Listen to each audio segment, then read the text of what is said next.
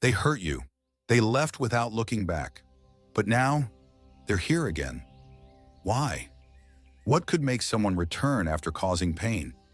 Is it guilt, regret, or something deeper, something they're not saying? In this video, we're going to uncover the truth, piece by piece. If you've been in this situation, you know how confusing it can feel. One moment, you're healing, moving forward, and then suddenly, there they are, reopening old wounds. But here's the thing. This isn't just about them.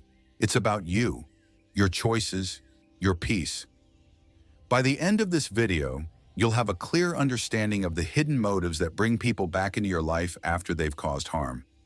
More importantly, you'll learn how to protect yourself and respond in a way that prioritizes your mental and emotional well-being. We'll be breaking this down step by step. First, we'll explore the 5 core reasons people come back after hurting you. Then we'll talk about the deeper emotional and psychological forces at play. And finally, we'll discuss how to respond, whether you decide to let them in or keep them out of your life. But I won't just give you the answers right away, because some things require reflection, and I want you to think about what resonates with you personally.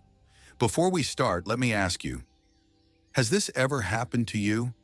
Have you ever had someone who caused you pain try to come back into your life? How did you handle it? Let me know in the comments. And if you're ready to gain some clarity, go ahead and hit that like button. It helps more people find this content and join the conversation. All right, settle in.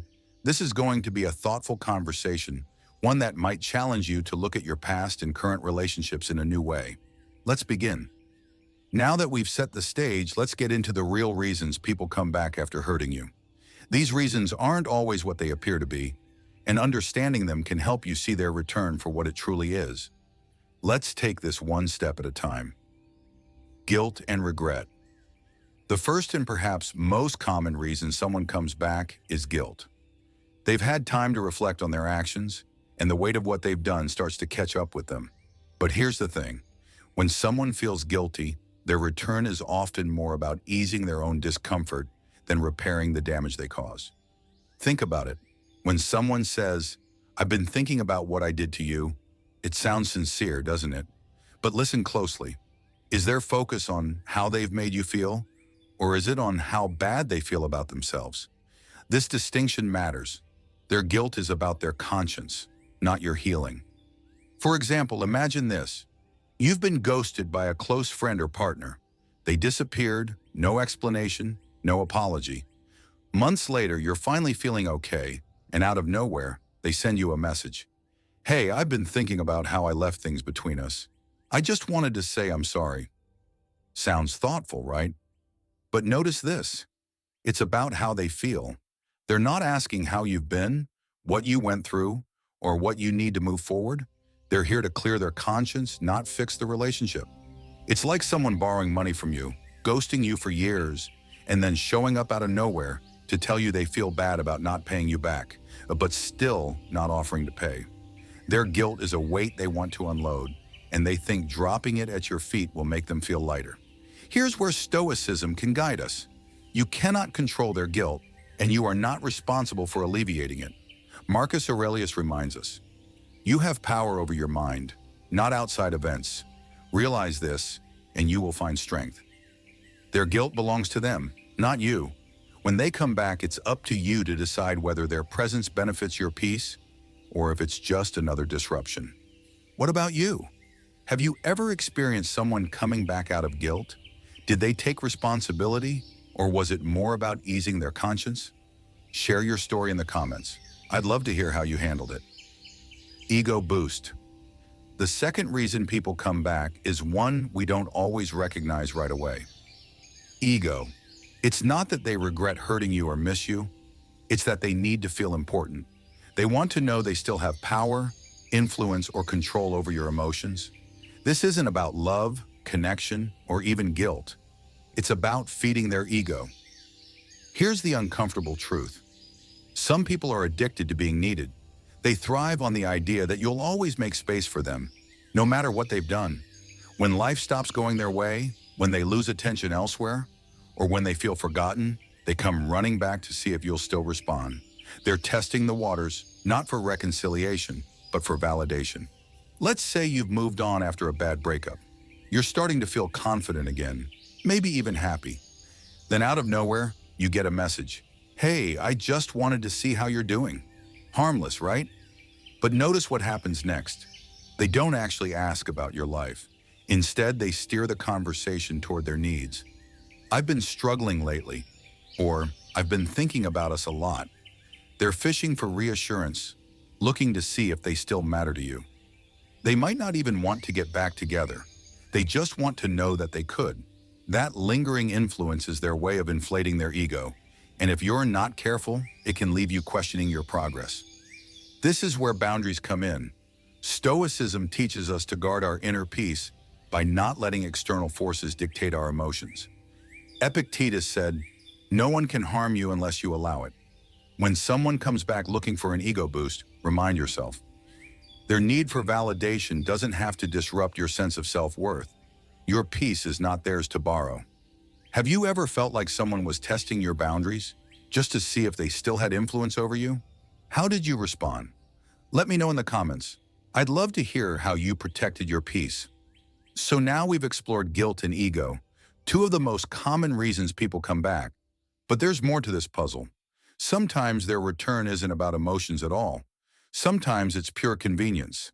And other times they see you thriving and can't handle being left behind. Let's keep going. Fear of missing out. Let's talk about one of the sneakiest reasons people come back. Fear of missing out, or FOMO. This isn't about guilt or regret, and it's not about wanting to make amends. It's about them realizing they're no longer part of your life, and they can't stand it. When someone sees you thriving without them, it creates a sense of unease. They start to wonder, what am I missing out on? Here's the thing about FOMO. It's rooted in their fear of being left behind. When they left, they probably thought you'd crumble. Maybe they believed you'd wait for them, stuck in the same place. But when you start moving forward, growing, and living your life without them, that narrative crumbles. And for some people, that's terrifying. They don't want to face the reality that you're perfectly capable of thriving without their presence. This fear can manifest in subtle ways. They might reach out under the guise of checking in, but their real motive is to figure out how much they've missed and if they still have a place in your life. It's not about celebrating your growth. It's about ensuring they're not left out of the good things happening to you. Imagine this. You've been focusing on yourself, rebuilding your confidence, and pursuing your goals. Maybe you've started a new job, built a healthier lifestyle, or simply found a sense of peace you didn't have before. And then it happens. They send you a message. Hey, I saw your post about your new promotion. That's amazing. How have you been? On the surface, it might seem like they're happy for you, but listen carefully to the subtext. Are they genuinely supportive, or are they fishing for information about what they've missed? Often, they'll start steering the conversation back to the past. Remember when we used to talk about these kinds of dreams? I always knew you'd get there. But instead of celebrating your growth, their focus shifts to themselves. They want to feel included in your success, even if they had nothing to do with it. This is FOMO in action. It's not about you, it's about their fear of being forgotten. Fear of missing out is deeply tied to insecurity. When someone sees you thriving, it highlights their own shortcomings. They start comparing their life to yours, and if they're not where they want to be, that comparison becomes uncomfortable. Instead of taking responsibility for their choices, they look outward, toward you, as a way to ease that discomfort. Their return is a reaction to their own feelings of inadequacy, not a desire to reconnect on genuine terms. What's even more fascinating is that this fear doesn't always come from people who've been close to you. It can come from acquaintances, former co-workers, or even distant friends who feel like they've been left behind in some way. The success they see in you becomes a mirror, reflecting their own regrets and insecurities. This is where Stoicism provides clarity and strength. When someone returns out of fear of missing out, it's easy to get pulled into their energy. They might shower you with compliments or try to reinsert themselves into your life, making it seem like they're rooting for you. But remember, your growth is not about them. You don't need their validation to keep moving forward. Epictetus once said, "It's not what happens to you, but how you react to it that matters. This applies here. Their fear of missing out doesn't have to disrupt your focus. It's a distraction, nothing more. Keep your eyes on your goals and don't let their insecurities derail your progress. Protecting your peace means staying grounded in your own journey. Think of it this way. Your life isn't a stage for others to walk on and off whenever they please. It's your responsibility to decide who gets to stay and who doesn't. FOMO might drive them to return, but you have the power to decide whether their presence adds value or creates chaos. Have you ever experienced someone coming back into your life just as you were doing well? Did it feel like they were genuinely happy for you? Or did you sense their motives were more about them than you? Share your story in the comments. I'd love to hear how you navigated it. Now that we've explored guilt, ego, and FOMO, let's move to another reason people return. Convenience. This one might surprise you, but sometimes their return has nothing to do with emotions at all. Let's break it down. Convenience, because it feels so personal, yet it has very little to do with you. Sometimes people come back not because they miss you, not because they've changed, but simply because you are the most convenient option for them. Let that sink in. Here's how it works. When someone is low on alternatives, whether it's emotional support, companionship, or even practical help, they'll gravitate back to the person they know is reliable, kind, and giving. And often that person is you. It's not about rekindling a genuine connection. It's about what you can do for them. They don't come back out of care or love. They come back because you're safe, because you've proven in the past that you'll show up for them when others won't.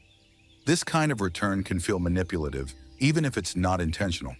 The person might not even realize they're acting out of convenience, but their actions often reveal the truth. They reach out when they need something, when their other options have dried up, or when life has gotten tough. They're not coming back for you. They're coming back for themselves. Let me paint a picture. Imagine you had a friend who drifted away after a few years of a close bond. They stopped texting, calling, or checking in. Life moved on. Then one day you get a message. "Hey, it's been so long. I was just thinking about you. How are you doing?" It seems harmless, even thoughtful, right? But as the conversation unfolds, you notice a pattern. They start talking about how tough things have been for them lately. Maybe they lost their job, went through a breakup, or feel lonely. At first, you might feel flattered that they thought of you. But then it hits you. They're not really here to reconnect. They're here because they need something, a favor, emotional support, or even just someone to fill the gap left by others. The warmth you once shared is now overshadowed by their need for convenience. You become the person they turn to when no one else is available. It's like being someone's emergency contact, not because they value you, but because you're reliable and easy to reach. This type of behavior often stems from a lack of accountability. Instead of building new relationships or fixing the ones they've broken, people who return out of convenience look for the easiest route. They lean on the people they know will forgive them, listen to them, or help them without much effort on their part. In their mind, it's not about building something mutual. It's about taking the easiest path to meet their immediate needs. This is why their return can feel so one-sided. You might notice that the conversation revolves around their life, their struggles, and what they need. They don't ask about you in a meaningful way. They don't seem genuinely interested in your growth or happiness. It's a transactional dynamic, and if you're not careful, it can leave you feeling drained. This is where Stoicism reminds us of a powerful truth. You are not an option. You are not a backup plan, a temporary solution, or someone's emotional safety net. Marcus Aurelius once wrote, "If it is not right, do not do it. If it is not true, do not say it." The same applies to relationships. If their presence in your life does not feel right or true, you have every right to step back and protect your peace. Recognize their return for what it is: convenience, not care. When you see this clearly, you can make a decision that honors your boundaries and self-respect. You don't have to be unkind or confrontational, but you also don't have to give them the access they seek. You are not responsible for fixing someone else's life at the expense of your own. Remember, your time and energy are finite. Invest them in relationships that are reciprocal, meaningful, and supportive, not in people who only show up when it's convenient for them. Now let's pause for a moment.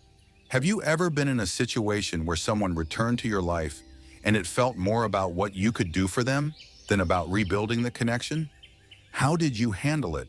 Did you set boundaries, or did you find yourself giving more than you received? Share your story in the comments. I'd love to hear your experiences.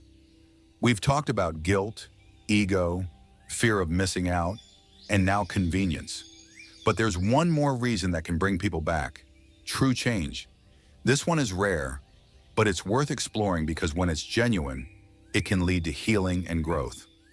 Let's talk about it. True change, rare. This brings us to the rarest yet most impactful reason why someone might come back after hurting you. True, genuine change. Let's be real.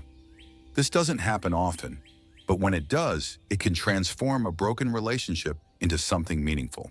The challenge lies in recognizing when the change is real and when it's just words without action. True change comes from self-awareness and accountability. It's not about empty apologies or grand gestures. It's about consistent effort, humility, and a willingness to make amends in a way that prioritizes your well-being. People who have truly changed don't just say, "I'm sorry," they show it. Their actions align with their words, and they respect your boundaries instead of trying to rush the process of rebuilding trust. But here's the tough part. Even when someone claims they've changed, you owe it to yourself to observe their behavior over time. Words are easy, promises are easy. True change takes effort, and it shows in the little things, not just the big ones. Let me give you an example. Imagine an old friend or ex-partner comes back into your life and says, "I've changed. I realize what I did was wrong, and I'm ready to make things right." At first, it might sound sincere, but how do you know if their words are genuine? Pay attention to these signs. Consistency over time. True change doesn't happen overnight. It's shown through consistent actions, not just one-time apologies or efforts. Are they putting in the effort to rebuild your trust, or are they expecting instant forgiveness? Accountability without defensiveness. A person who's truly changed will take responsibility for their past actions without shifting blame or making excuses. They'll acknowledge the pain they caused and focus on what they can do to make amends instead of justifying their behavior. Respect for your boundaries. If someone is genuinely committed to change, they'll respect the boundaries you set. They won't push you to forgive them faster than you're ready, and they won't demand that things go back to how they were immediately. Actions match words. Look at their behavior. Do they follow through on their promises?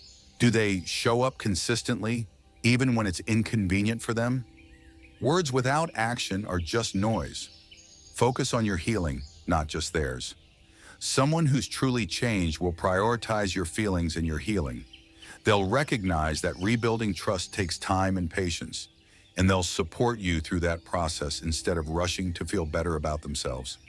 On the other hand, empty promises sound good but lack substance. If they're defensive, dismissive of your feelings, or only focused on clearing their conscience, it's a sign that their change isn't genuine. This is where Stoicism can ground us in wisdom. Be open to the possibility of growth and change, but never at the expense of your peace or well-being. Marcus Aurelius reminds us, waste no more time arguing about what a good man should be one. The same applies here. Don't waste time debating whether someone has changed. Let their actions speak for themselves. Remember, protecting yourself from repeated harm doesn't mean you're unforgiving. It means you're valuing yourself enough to ensure that trust is earned, not given away freely.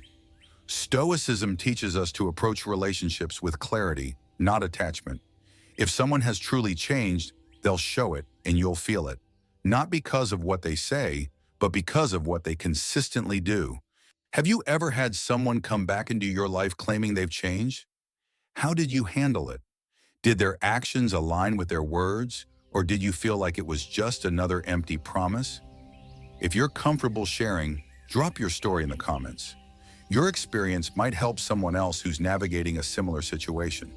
Now we've explored the 5 key reasons people come back after hurting you: guilt, ego, fear of missing out, convenience, and the rare case of true change. But what's the takeaway here? How can you use this understanding to protect your peace and make better decisions moving forward? Let's wrap it all up with some final insights. The emotional and psychological factors at play. Let's take a deeper look at what's really driving their behavior. These patterns often run deeper than guilt or convenience. They're rooted in emotional and psychological factors that often have more to do with their internal struggles than anything to do with you. Let's start with unresolved trauma. Many people carry wounds from their past, childhood experiences, failed relationships, or betrayals that shape how they interact with others. When someone hurts you and then comes back, it might be because they're replaying a pattern they haven't healed from. They could be looking for closure, stability, or even forgiveness, but not in a way that's healthy or fair to you. For example, someone who grew up in an unstable household might have difficulty forming secure attachments. They might leave when things feel too vulnerable, only to come back when they feel alone or unsafe. Their return isn't about you. It's about them trying to soothe their inner chaos without addressing the root cause. This leads us to attachment issues, which are another common factor. Someone with an avoidant attachment style might distance themselves when things get serious, only to feel regret and return when the distance becomes uncomfortable. On the other hand, someone with an anxious attachment style might leave during conflict, but return because they crave reassurance and connection. These attachment styles can create a push and pull dynamic that leaves you feeling drained and confused. Then there's the fear of loneliness. Let's be honest, most people don't like to be alone. When someone realizes they've burned bridges or lost their support system, they often return to the people who made them feel safe. But this isn't about rekindling a relationship. It's about filling a void in their life. They're not coming back because they value you. They're coming back because they fear being by themselves. Understanding these psychological factors can help you separate their behavior from your worth. Their return doesn't mean you're their one true connection or that they've suddenly realized your value.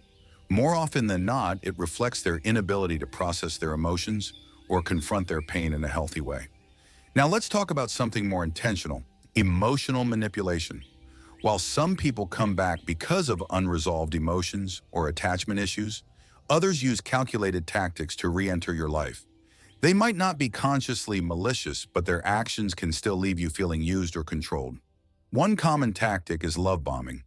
This is when someone overwhelms you with affection, compliments, or grand gestures to regain your trust quickly.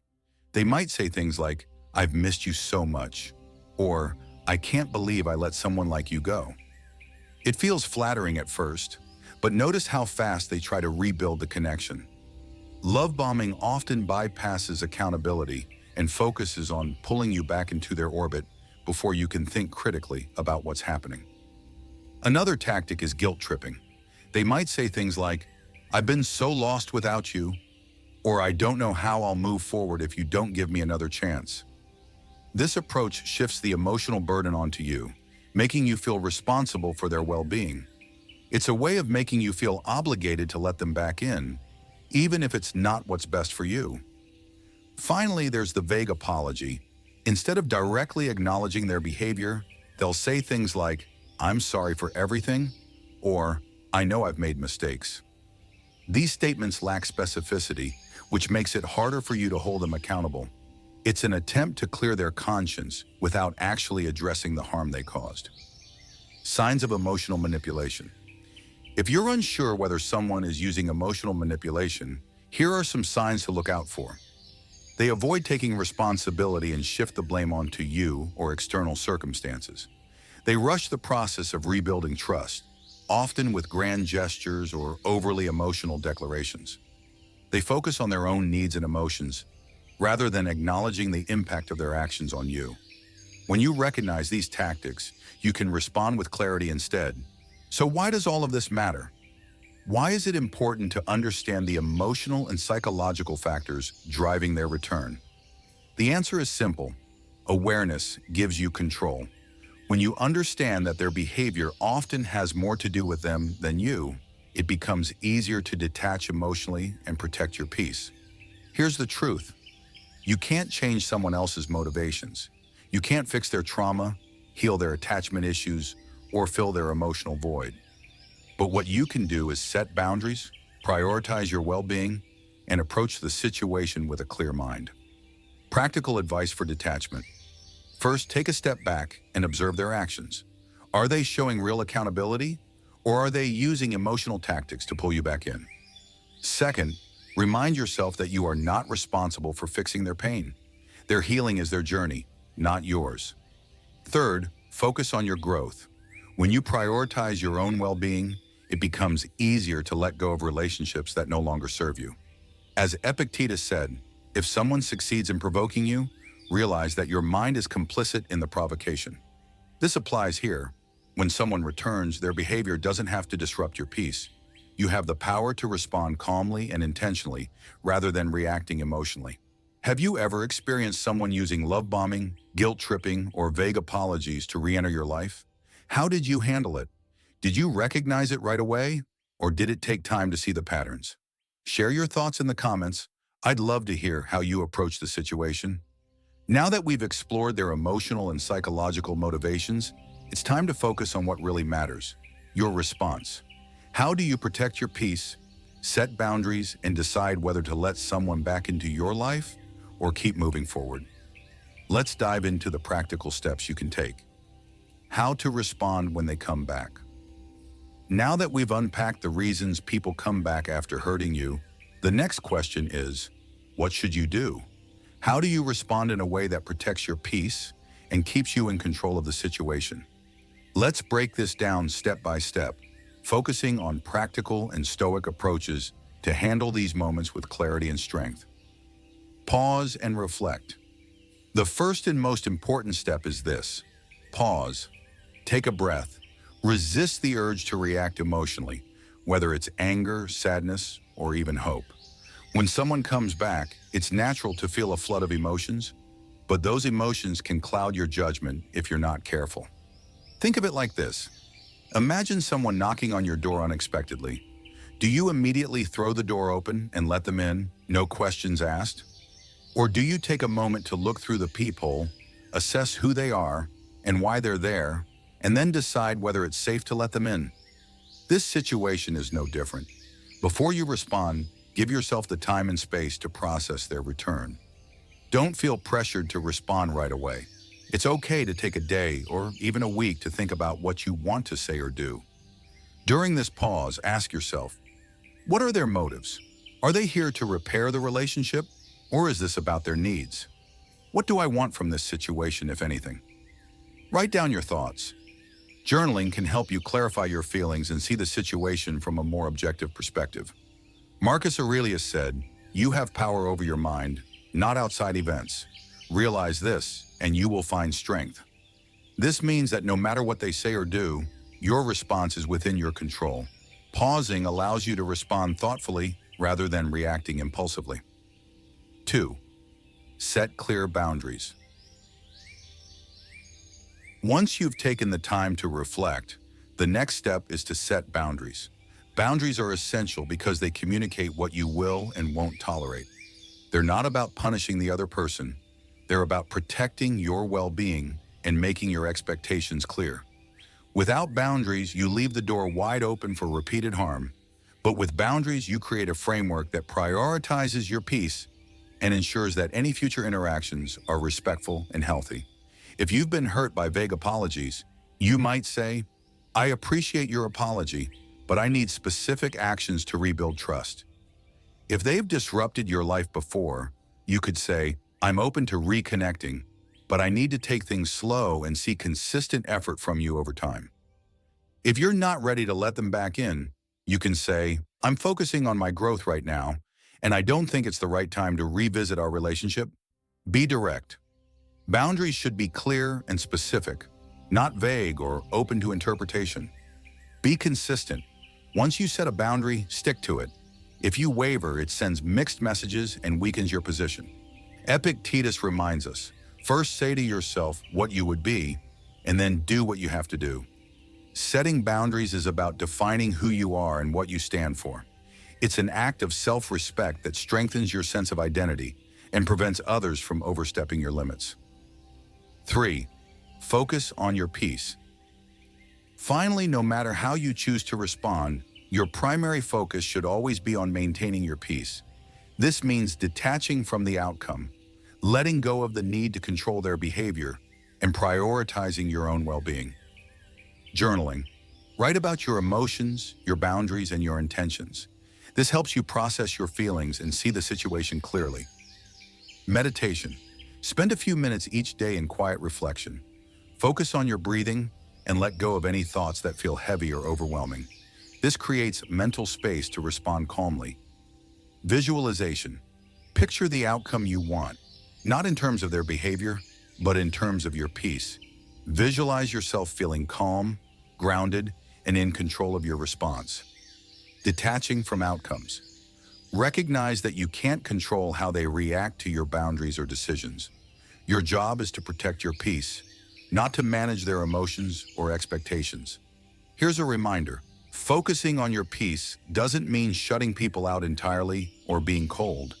It means putting your mental and emotional well-being at the center of your decisions. If someone respects that, they're worth keeping in your life. If they don't, then their presence will only disrupt your growth. What's the best way you've set boundaries in the past? Did it feel empowering, or was it challenging at first? Let us know in the comments. Your story might inspire others who are trying to navigate similar situations. Responding when someone comes back after hurting you isn't about revenge, resentment, or even forgiveness. It's about clarity. It's about knowing what you need, setting boundaries to protect your peace, and responding in a way that aligns with your values. The power is in your hands. Don't give. Be kind but firm. You can set boundaries without being harsh or confrontational.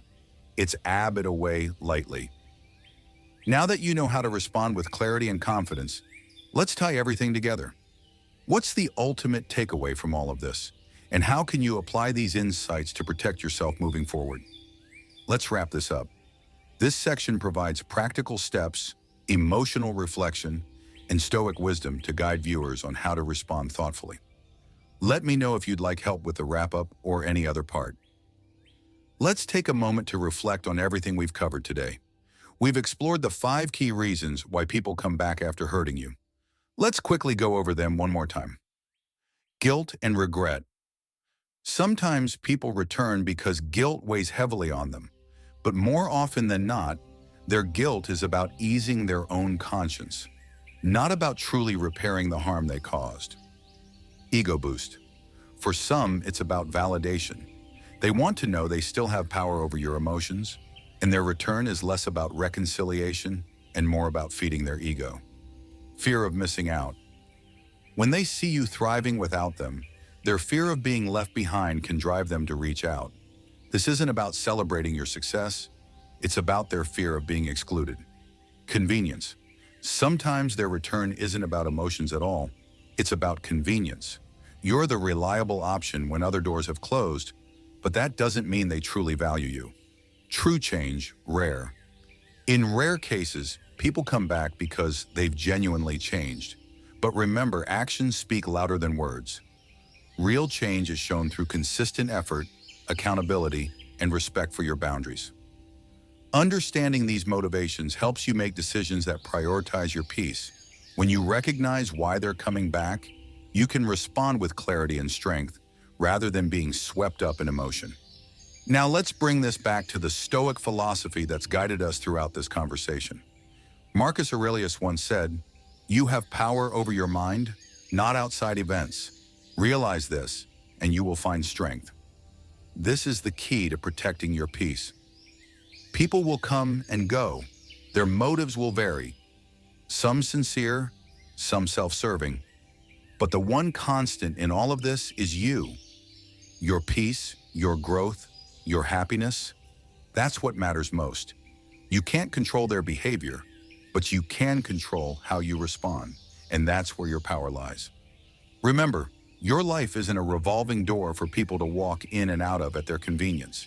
You have every right to set boundaries, to say no, and to prioritize your well-being above all else. Protecting your peace isn't selfish, it's necessary. If this video brought you clarity, take a moment to hit that like button, subscribe, and turn on the notification bell. It helps more people discover this content and join the conversation. And if you haven't already, make sure to subscribe for weekly insights on living a calm and intentional life. We dive deep into topics like this to help you grow, heal, and protect your peace. Finally, I'd love to hear from you. Have you experienced someone coming back into your life after hurting you? How did you handle it? What boundaries did you set? Share your story in the comments below. Your experience might just help someone else who's navigating a similar situation.